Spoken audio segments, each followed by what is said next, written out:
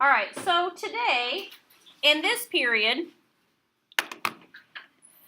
we're going to find zeros, determine min and max, and then the one new topic is called multiplicity. Okay, the one new thing is multiplicity. Letter A says, what is the factored form of 2x cubed plus 5x squared minus 12x? So, Mitch, what is step 1 in factoring? Find the GCF. All right, find the GCF. There is a GCF of x.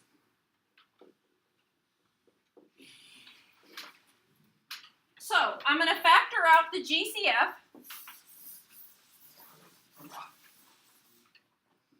And I get x times the quantity 2x squared plus 5x minus 12. Now I'm going to take 2 times negative 12, which is negative 24. And I'm trying to find two numbers that multiply to negative 24 but add to positive 5.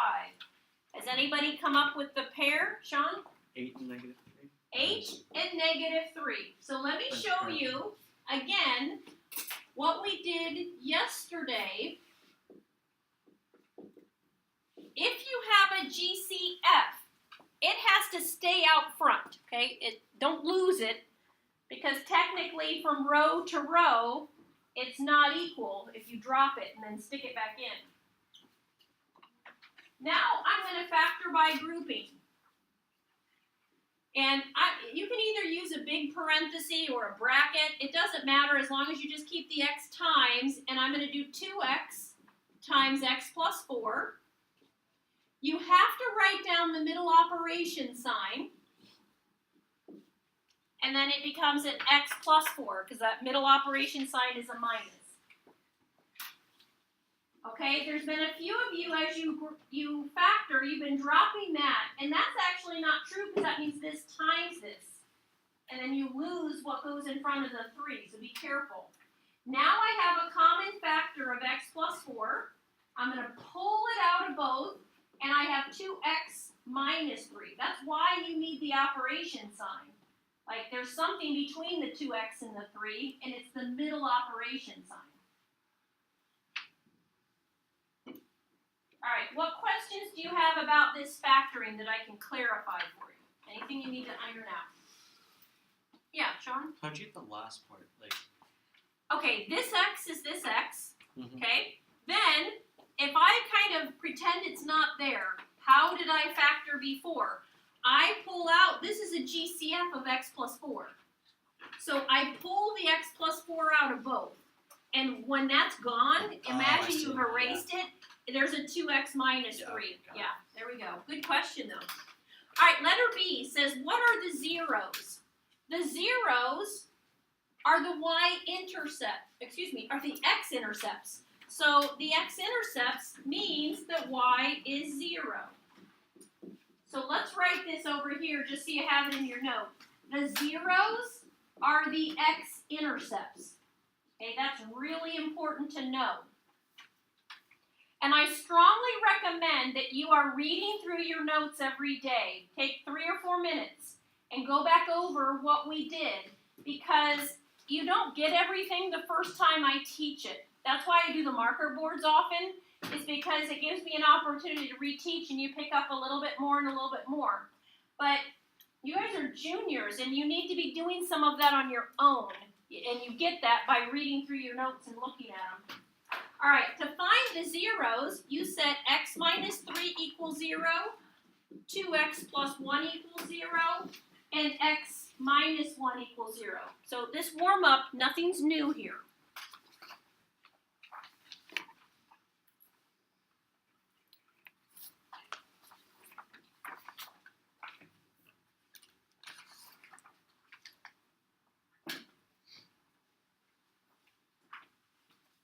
Okay, so this would give me x is 1, x is negative 1/2, and x is 3. So what that actually means is if I look at this graph, it's crossing the x-intercept in these 3 spots, okay?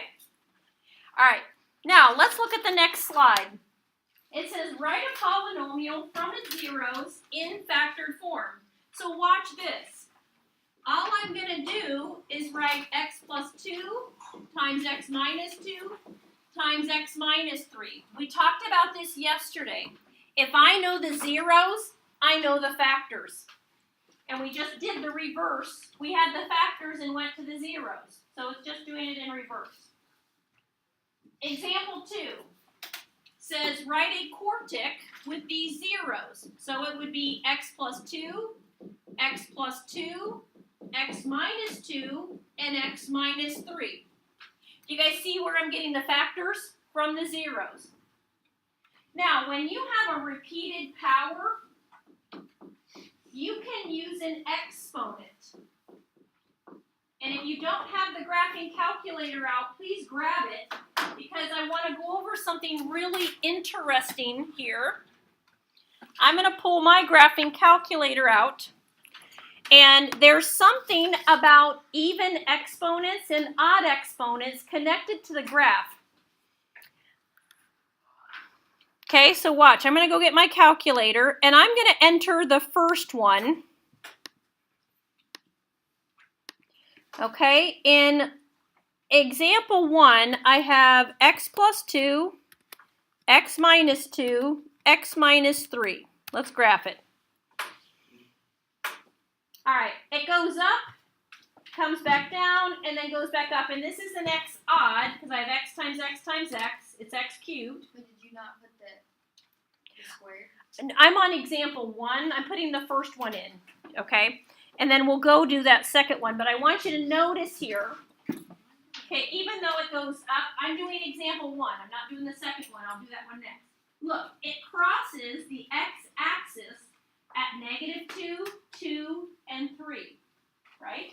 Those are my x-intercepts, or my zeros.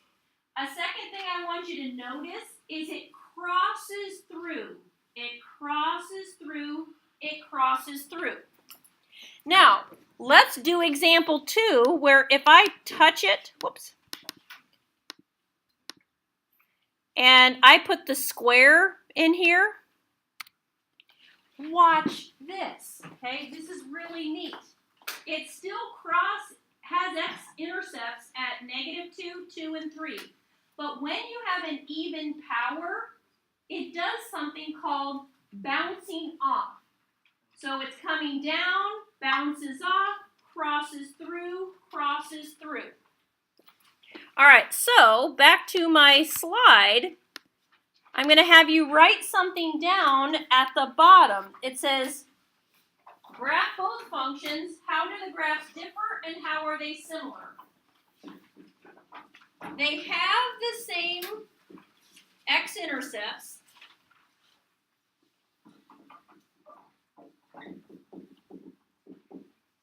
Okay, they have the same x-intercepts, but the x plus 2 squared, the graph bounces off at x is -2. And the reason why it bounces off is because that quantity was to an even power. So every time you have factors and they're to an even power, it's going to bounce off. So now what's really neat is we have pieced together max and mins, x and y intercepts, end behavior, and now we've got the last piece to a graph, and it's whether it crosses through or bounces off. When you're ready, flip the page.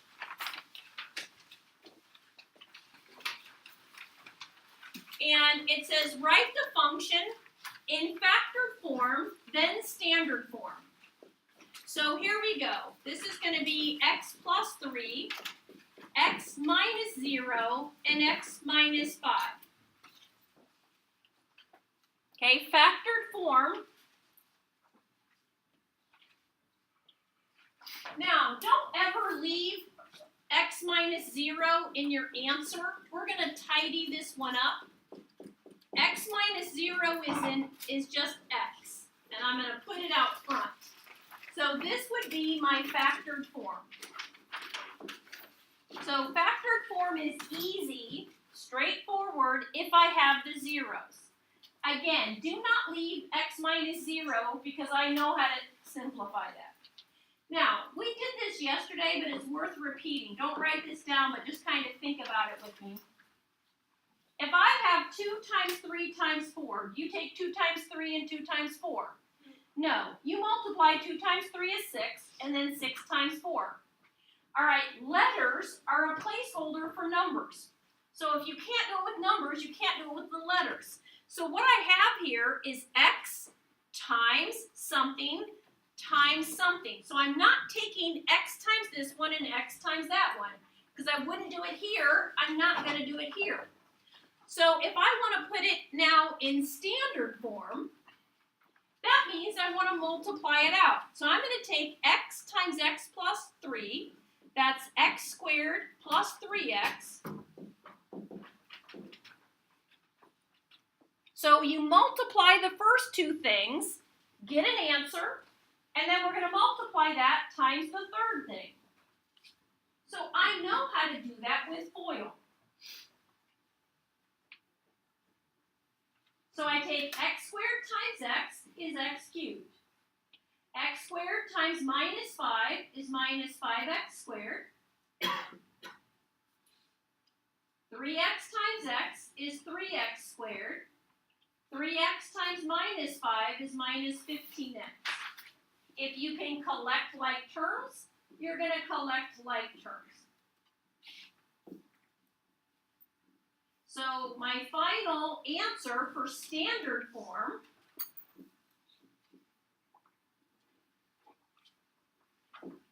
is y equals x cubed minus 2x squared minus 15x. So if you notice from last night's homework, we did things like we had standard form and we factored it and we went backwards. So you can go forwards and backwards with this. All right, next topic says you can write polynomial functions in factored form. If you have a repeated 0, it's called a multiplicity. So I want you to look at example 4. This is a new word for us. You have what's called multiplicity, is how many times x minus your number appears. So watch this. In example 4, if I want to find the zeros, I'm going to factor out the GCF, which is x, and then I'm going to continue to factor. Just because of time, I'm just going to straight factor it. It's x minus 2 times x minus 2 in there. So that's x times x minus 2 squared. If you have to do split the middle, you'll need to do that later, but I know two numbers that multiply to 4 but add to negative 4 would be negative 2 and negative 2. So here's the deal. You would set x equal to 0 and you set x minus 2 equal to 0.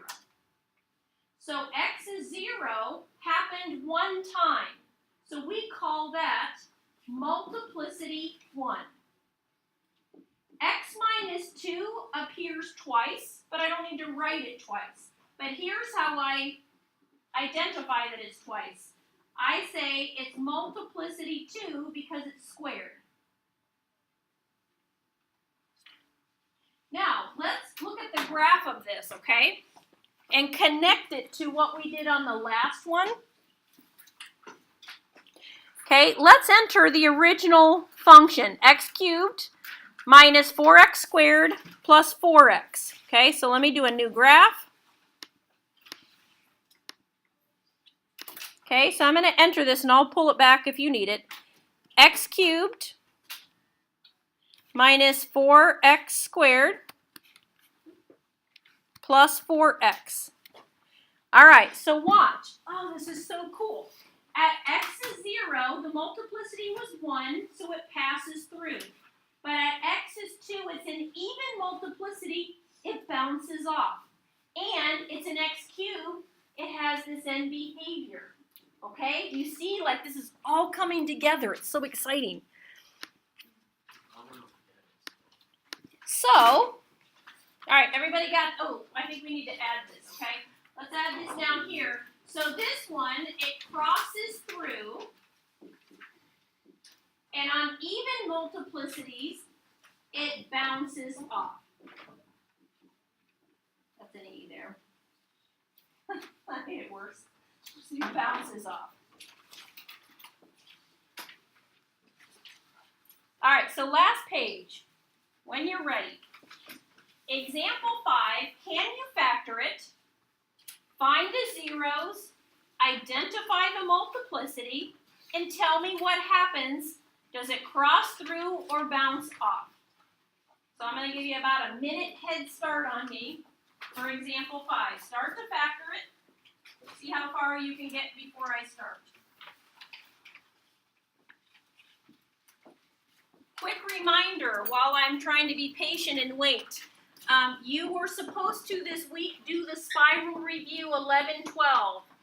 It's on Schoology Chapter 5. If you haven't done it yet, I need it done by tomorrow, 7th period. Otherwise, I'm going to put a 0 in for it. So make sure you've done that. Most of you have.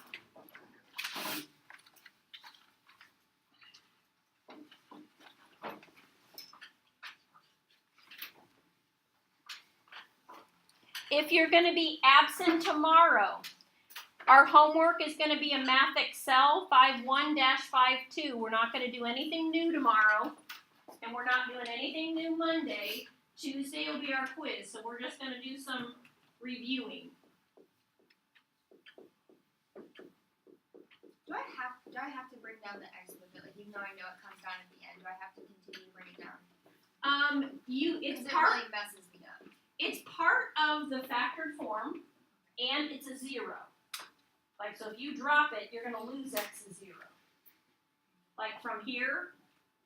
So now if I want to do the zeros, I get x is 0 and x is 1. This has, like, then you might lose one of the zeros, I think. And then here, x is 1 has multiplicity 2. So even multiplicities bounce off. Odd multiplicities cross through.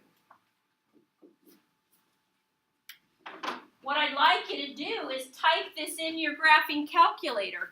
If you ever forget, pop it in the calculator and look. Does it bounce off or cross through? You should be able to see. Will it always, which one matters? The 0? They both matter. Neither of them are, they're not going to always be like, they're not going to be the same, like they're not going to both be bounces off. Ooh, they can both bounce off, yes. I can have 2 that bounce off, yes. And I can have all of them just cross through. Yeah, Annie? Do that again. I didn't really get it. Sure. Okay, so step 1, I factored out the GCF and got x squared minus 2x plus 1. This factors, it happens to be a perfect square trinomial, x minus 1, x minus 1. So that's the factored form, and I can condense that to x minus 1 squared because I have 2 of them. Now, here's kind of the tricky part. You have this x out front. So any factor that contains a variable, I set x equal to 0, and I kind of skipped a step. You would write x minus 1 equals 0, and then maybe you can just read it off. I read it off now. Now, multiplicity is the exponent on the factor. This is x to the first. It's implied to the first power. So the multiplicity equals the exponent. And so since this is x minus 1 squared, it has multiplicity 2. So multiplicity is the exponent. When it's an odd multiplicity, what we've seen on the graph is it crosses through the graph. Even multiplicity does a bounce off. All right, grab your graphing calculators for example 6.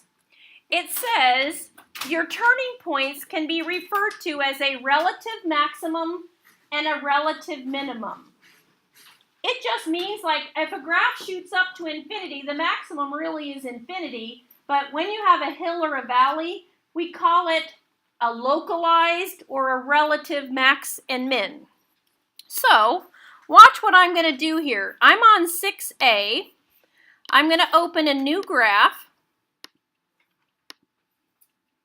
And I'm going to enter this one. I'm going to enter x cubed plus 3x squared minus 24x.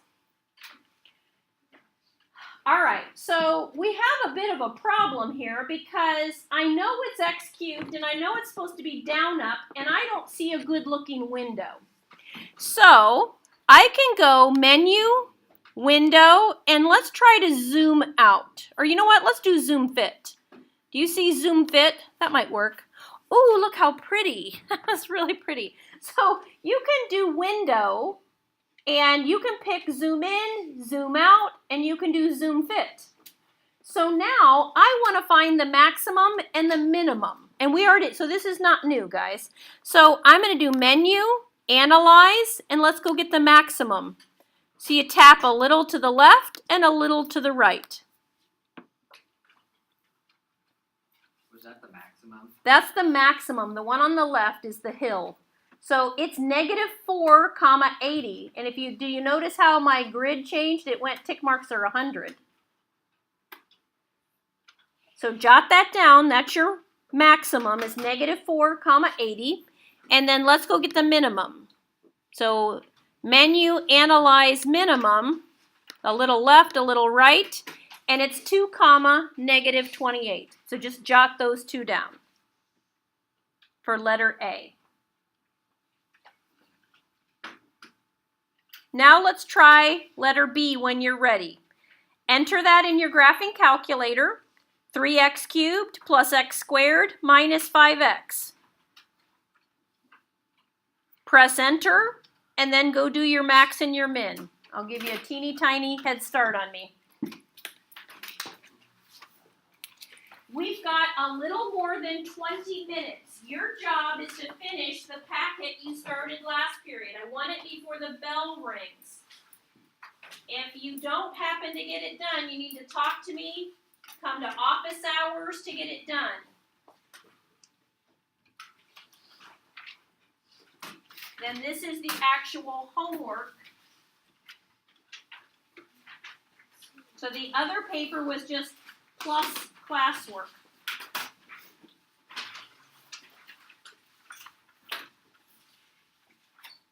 So I want the 5.1 extra practice packet done before the end of the period, but you got a little over 20 minutes.